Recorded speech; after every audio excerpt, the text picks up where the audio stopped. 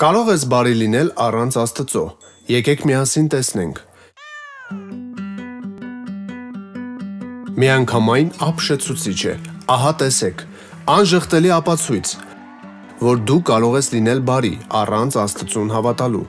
Բայց սպասիր, հարցն այն չէ, թե արդյոք դու կարող ես լինել բարի առանց Աստծուն հավատալու։ Հարցն այն է, թե արդյոք դու կարող ես լինել բարի առանց Աստծո։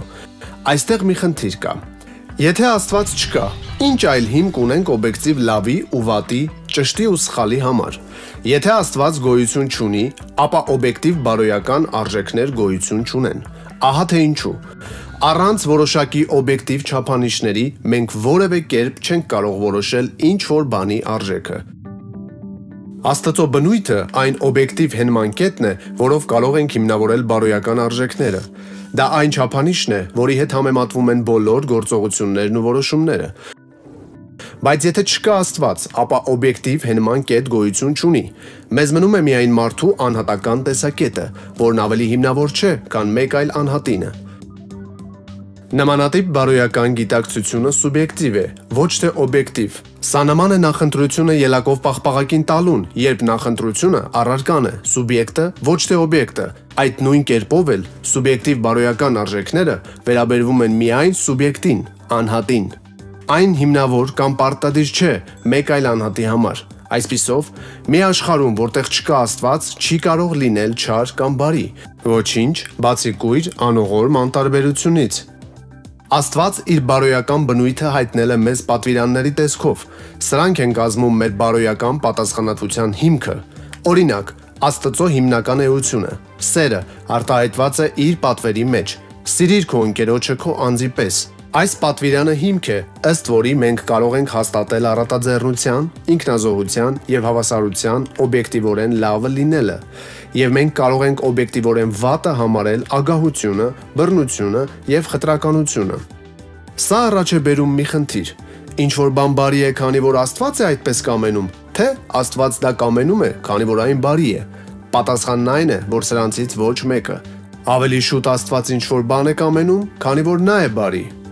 Աստված է բարոյական արժեքների չափանիշը։ Օրինակ, կենդանի երաժշտությամբ կատարումը համարվում է բարձրորակ ու վստահելի ձայնագրում։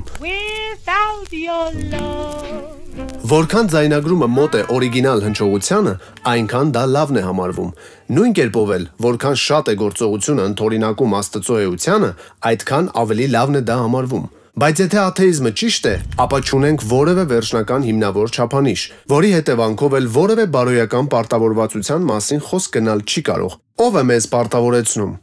Ոչ մեկը։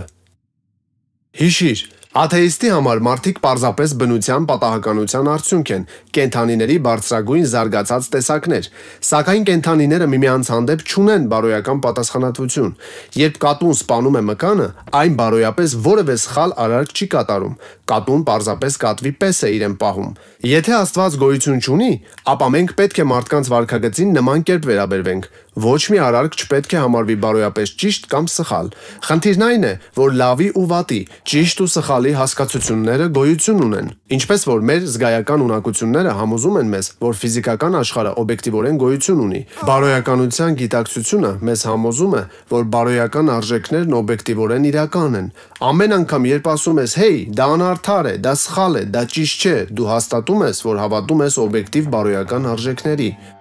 Մենք շատ լավ գիտենք, որ երեխաների բռնությունը, ռասայական խտրականությունը և ահաբեկչությունը սխալ են միշտ և ամենքի համար։ Սա միայն անձնական նախընտրություն է, թե կարծիք։ Ոչ։ Այն մարդը, որն ասում է, թե բարոյապես ընդունելի է փոքր երեխաների բռնաբարությունը, սխալվում է այնքանով, որքանով այն մարդն, ով կպնդի, թե 2-ին գումարած 2 հավասար է 5։ Այսքանով հանգում ենք այն եզրակացության, որ բարոյականության գիտակցությունը փաստում է Աստծո գոյությունը։ Եթե Աստված գոյություն չունի, օբյեկտիվ բարոյական արժեքներ ու պարտավորվածություններ գոյություն չունեն։ Սակայն օբյեկտիվ բարոյական արժեքներ ու պարտավորվածություններ գոյություն ունեն։ Հետևաբար, Աստված գոյություն ունի։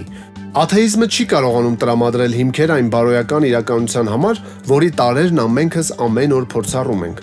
Փաստացի, օբյեկտիվ բարոյական գիտակցությունը ուղղակիորեն ապացուցում է Աստծո գոյությունը։